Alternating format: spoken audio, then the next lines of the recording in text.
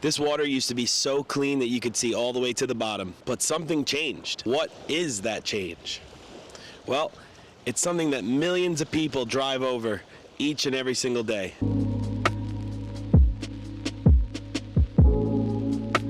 The bridge you just saw, the Robert Moses Causeway, helped turn this area, the Great South Bay, into one of the most productive ecosystems in the entire world.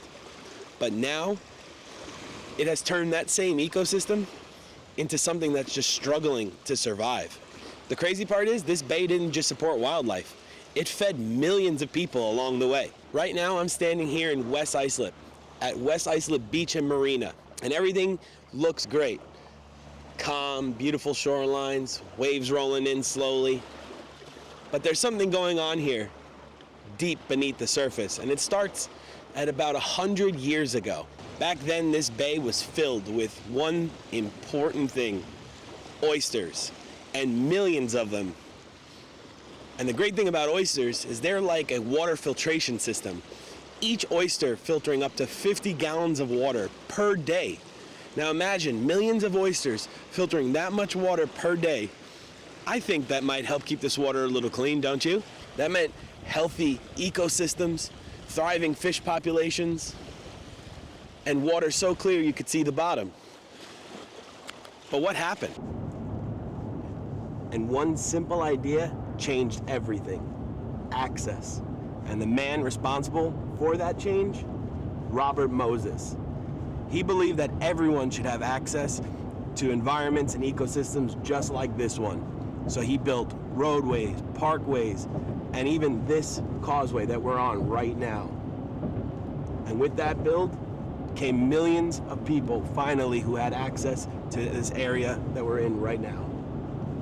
Now I know that access may sound like a good thing, but that came with a lot of other things that people don't usually think about.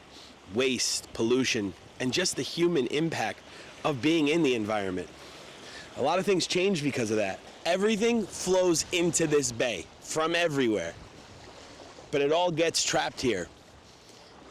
Here's the thing though, the most damaging and detrimental thing that is going on right now in this environment is something that you can't even see.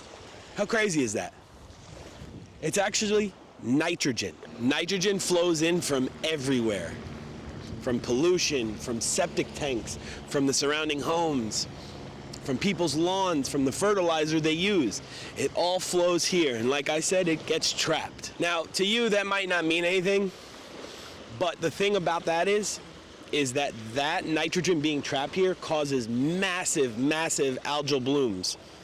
And that might not sound terrible in the big picture here, right? What's wrong with a little bit of algae? But the thing is, that algae actually ends up blocking sunlight. It removes oxygen from the environment. It kills eelgrass. All those things combined eventually just suffocate the environment. The problem is, it didn't take thousands of years for this to happen. It just took decades. Now this might be hard to see, but all the way out there across the bay, you'll see Fire Island. Fire Island is the only thing that's blocking this bay from the Atlantic Ocean. So this area is known as an estuary because this is where fresh water and salt water mix. Out there in the Atlantic Ocean, everything is constantly moving, flushing, resetting, and rebalancing. But here in the Great South Bay, it's all trapped. And this area depends on the small openings that lead to the ocean. And when those aren't enough, everything builds up and backs up. Now the question is, will this bay fully recover?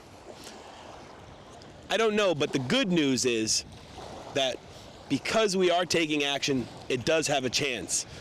Right now, there are people and companies actively working to restore oyster populations throughout this area.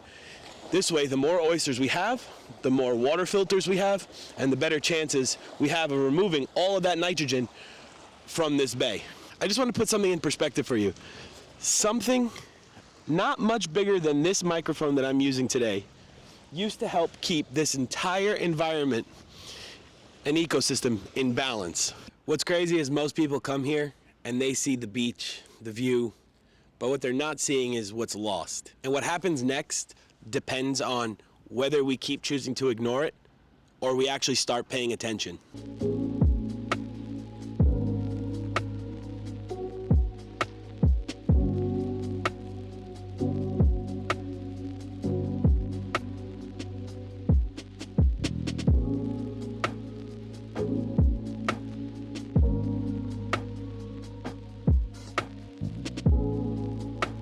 Man, that hat hair is brutal, but I am glad I had one.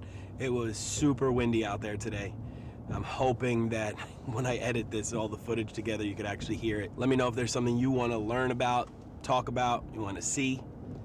I'm always down for an adventure and somewhere new. And until next time, folks, remember, together, we can make a difference, one swell at a time.